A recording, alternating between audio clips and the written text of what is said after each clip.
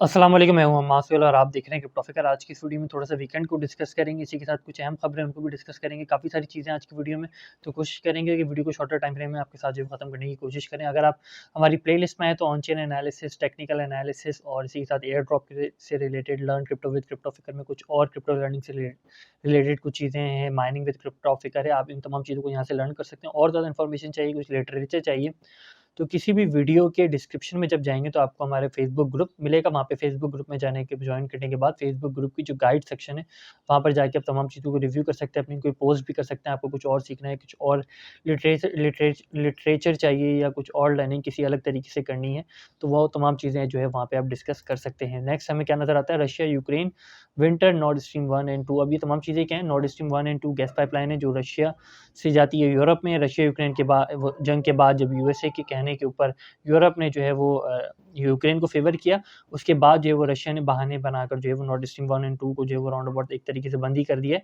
तो ज़ाहिर-सी बात है, यूरोप को विंटर में जो है वो गैस की ज़रूरत होती नहीं मिलेगी, तो वहाँ पे गैस की जो एनर्जी प्राइसेज़ हैं वो बहुत ज़्यादा हाई हो जाएँगी, और एनर्जी प्राइसेज़ हाई होने की वजह से हाई इन्फ्लेशन आएगा, और इन्फ्लेशन आने की वजह से जो है वो वर्ल्ड स्टॉक जो है वो और ज़्यादा क्रैश करेगी। तो ये ओवरऑल सिचुएशन है जो यूरोप के हवाले से, जिसमें इंग्लैंड और यूरोप तमाम ममालिक आ जाते हैं। दूसरी जानिब यूएसए है जो कि इंटरेस्ट रेट को हाई करके जो है वो अपने डॉलर को और ज़्यादा तगड़ा कर रहा है। उसकी जानिब जो है वो यूरोप और इंग्लैंड जो है वो काफ़ी ज़्यादा इन ट्रबल जो नज़र आता है। यूरोप एंड इंग्लैंड के बारे में बात कर रहा था। Russia to supply electricity to Kazakhstan crypto currency miners. कज़ाकिस्तान के जो माइनर्स हैं उसको रशिया जो है वो इलेक्ट्रिसिटी सप्लाई करेगा। ऑल्दो कि ये तमाम चीज़ें जो है वो कुछ इस तरीके से भी आप देख सकते हैं कि ये माइनर्स एक्चुअली तो हैं चाइना के। तो कज़ाकिस्तान में जब से चाइना में माइनिंग बैन हुई तो तमाम चीज़ें जो है वो कज़ाकिस्तान में होती हुई नज़र आती हैं। ऑल्दो कि मेरा पॉइंट ऑफ व्यू गलत भी हो सकता है। India freeze more crypto including bitcoin, tether and investigating involving Binance and Wazir defence. अब ज़ाहिर-सी बात है, इसके हवाले से कुछ और अपडेट आएगी जिसमें बाइनेंस और वज़ीर एक्स का जो फड्डा है वो और ज़्यादा चलता हुआ नज़र आएगा। इसको ज़रूर शेयर करेंगे, और ज़्यादा ट्रबल क्रिएट करेगा। बाइनेंस इंडिया के हवाले से एक वीडियो थी, मैं आपके साथ शेयर करता चलूँ। Waqar second crypto man are not using Binance. इस वीडियो को अगर आप जाके देखेंगे तकरीबन 1 महीने पहले, तो आपको जो ये वाली न्यूज़ है इसकी जो है वो तमाम डिटेल अपडेट जो समझ में आ जाएगी। यूएस सेनेट इंट्रोड्यूस करा है कि no digital dollar act to prohibited treasury and the Fed from interfering with American using paper currency. ठीक है, ज़ाहिर-सी बात है कि अब ये तमाम चीज़ें रहेंगी कि कोई कहेगा बैन कर दो, कोई कहेगा खोल दो। इसको मैं डिस्कस करूँगा। नेक्स्ट जो स्लाइड होगी इसमें हम डिस्कस करेंगे इसको। Web 3 and crypto checking account startup Juno raise 18 million airdrop reward token J coin. अब ज़ाहिर-सी बात है, थोड़ा-सा मोहताज़ रहिएगा, जो होना था वो हो गया, अब एंट्री लेंगे तो नुकसान भी हो सकता है। Bill aims to limit crypto mining in Kazakhstan only to registered company. ठीक है, ये कज़ाकिस्तान के हवाले से हो गई। यहाँ पे मैं कल इसको शेयर किया था। Security exchange commission accuse 2 firm of crypto pump and dump scheme. Security exchange commission ने 2 फर्म्स को जो है वो एक तरीके से एक्यूज़ किया है, ये इल्ज़ाम लगाया, कोई भी एक्शन लिया, आप इसको सिंपली ऐसे लेके सिक्योरिटी एक्सचेंज कमीशन ने क्रिप्टो करेंसी के हवाले से जो है वो एक एक्शन लिया। ये हमने कल डिस्कस किया था। नेक्स्ट हमें क्या ना आता है, commodity future trading commission CFTC charges digit founder Adam stored with running illegal crypto derivative trading platform. अब क्रिप्टो का वर्ड आपको यहाँ पे भी नज़र आता है, जिसको खिलाफ एक्शन ले रहा है कम्युनिटी फ्यूचर ट्रेडिंग कमीशन, और क्रिप्टो का वर्ड आपको यहाँ पे भी नज़र आता है जिसके अगेंस्ट सिक्योरिटी एक्सचेंज कमीशन जो है वो एक्शन लेता रहता है। अब बाइनेंस का केस जो है वो कम्युनिटी फ्यूचर ट्रेडिंग में भी चल रहा है। इन तमाम चीज़ों को मैं पहले डिटेल डिस्कस कर चुका हूँ, काफ़ी सारी वीडियोज़ में भी डिटेल डिस्कस किया है। थोड़ा-सा यहाँ मैं आपको एक हिंट देना चाहता हूँ, जो अब ये लिस्टिंग अगर कम्युनिटी फ्यूचर ट्रेडिंग में हो जाती है तो फिर एक्सआरपी को, और एक्सआरपी के साथ जो है वो बिटकॉइन का जो ग्रे स्केल की स्पॉट की लिस्टिंग है उसको थोड़ी बहुत प्रॉब्लम होगी। सिक्योरिटी एक्सचेंज कमीशन में हो जाती है, ऑल्दो कि एक्सआरपी का केस सिक्योरिटी एक्सचेंज कमीशन के साथ चल रहा है, लेकिन एक्सआरपी को फिर भी जो है एक फेवर मिलेगा। लॉन्ग टर्म में जो एक्सआरपी के लिए फ़ायदेमंद है कि क्रिप्टो जो है वो रेगुलेटर सिक्योरिटी एक्सचेंज कमीशन, या फिर ये चीज़ हो सकती है कि कुछ क्रिप्टो करेंसीज़ को as an asset commodity future trading commission में लिस्ट कर दिया जाए, कुछ को जो है सिक्योरिटी एक्सचेंज कमीशन में लिस्ट कर दिया जाए, फिर उस हिसाब से वो तमाम चीज़ें जो है वो वेरिएट होती हुई नज़र आएँगी, और हाईली फ्लक्चुएट मार्केट होगी। 2 कैटेगरीज़ बन जाएँगी, सिक्योरिटी एक्सचेंज कमीशन वाले कॉइन और कमोडिटी फ्यूचर ट्रेडिंग वाले कॉइन। तो इस चीज़ को माइंड में रखिएगा, लॉन्ग टर्म के लिए काफ़ी ज़्यादा आपको जो है वो काम आएगा। इन डेट्स को हमने डिस्कस किया था।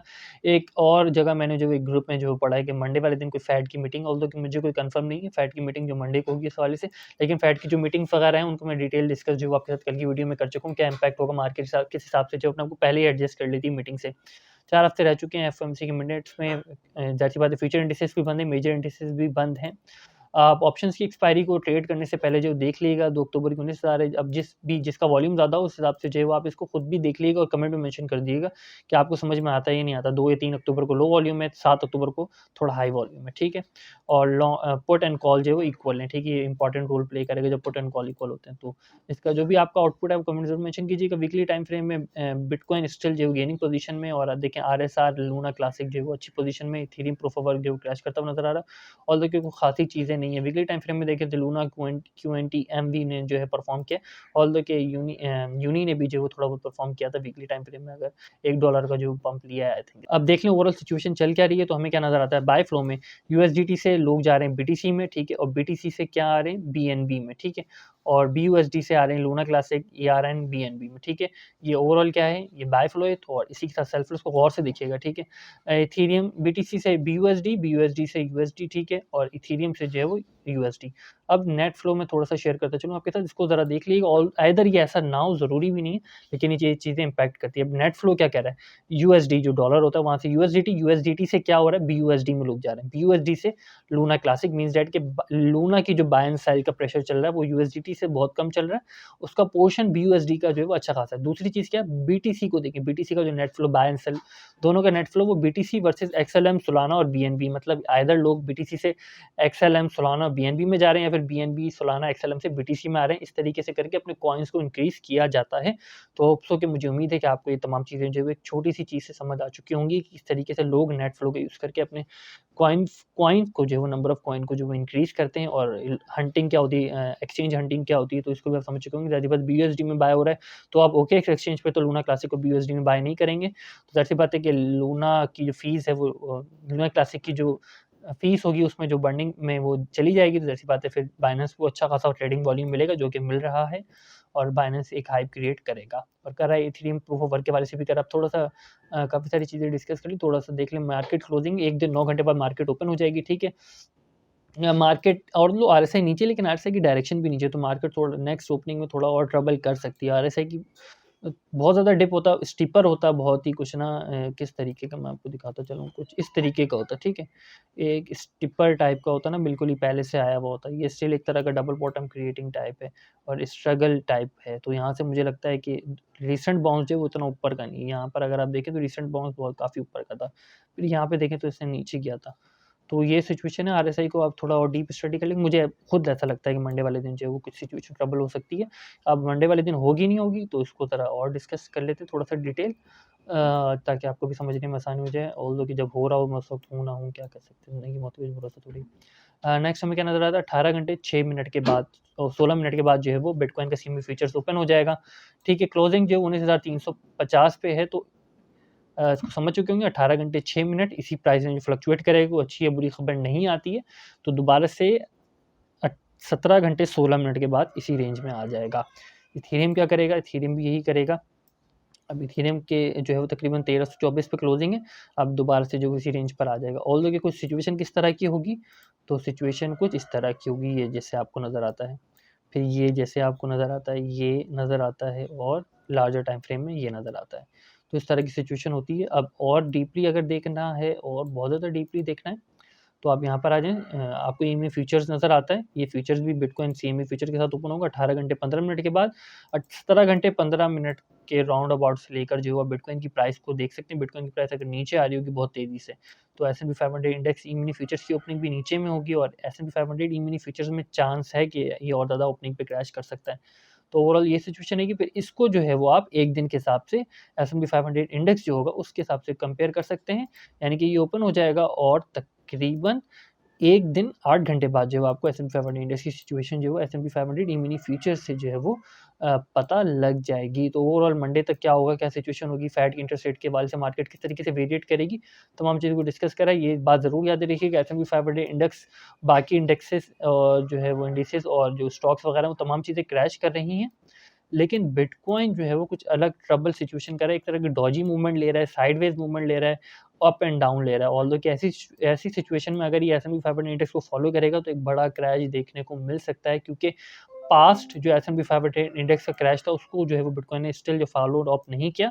2 या 4 या 6 दिन बाद जो है वो उसको कोरिलेट होके वो कर देता है जो उसने जो S&P 500 इंडेक्स ने जो करा होता है। सपोज़ दैट कि S&P 500 इंडेक्स 4% क्रैश किया तो बिटकॉइन जो है वो S&P 500 इंडेक्स अगर 4% क्रैश करता है, बिटकॉइन 8% क्रैश करता है। S&P 500 इंडेक्स क्रैश कर गया 4%, बिटकॉइन ने 8% क्रैश नहीं किया, तो ज़रूरी नहीं है कि बिटकॉइन क्रैश ना करे। आने वाले 4 या 6 दिन बाद जो बिटकॉइन 8% क्रैश कर जाता है। तो इस हवाले से आप प्राइस रेंज ड्रॉ करके जो है वो खुद भी जो है वो देख सकते हैं S&P 500 इंडेक्स यहाँ से यहाँ तक कितना परसेंट क्रैश किया, बिटकॉइन यहाँ से यहाँ तक कितना परसेंट क्रैश किया सेम कैंडल में। फिर वहाँ से आप ड्रॉ कर लें। इसको पहले भी मैं ड्रॉ करके दिखाया, ठीक है। नेक्स्ट वीडियो में दिखा दूँगा अगर किसी को देखना हो तो। देखिए, इसको कोरिलेशन भी कहते हैं, गाइड में भी आपको नज़र आ जाएगा। ये बहुत ही स्केरी सिचुएशन है, it is a really scary situation. 14,000 के करीब अकाउंट लिक्विडेट होने का मतलब है हैवी लिक्विडेशन आपको देखने में नज़र आएगी। मीन्स दैट कि 14,000 का मतलब है किसी ने ट्रेड ही नहीं करी, दैट मीन्स कोई ट्रेडर ही नहीं है। 14,000 तो ऐसे ही पाकिस्तान से हो जाएँगे, ठीक है। तो इतनी स्केरी सिचुएशन है। ऑल्दो कि अगर आप देखें 38,000 के राउंड अबाउट, और पिछले 7 दिनों में तकरीबन 50,000 के करीब बीटीसी निकले हैं। इतने टाइम से हम आपके साथ डिस्कस करें 50,000 7 डे टाइम फ्रेम में बहुत ही रेयर होता है, बहुत ही रेयर। यहाँ पर आप देख सकते हैं कितना रेयर हो सकता है कि ये लाइन आपको नज़र आ रही होगी लास्ट इस डिप में जो ये आई थी, ठीक है।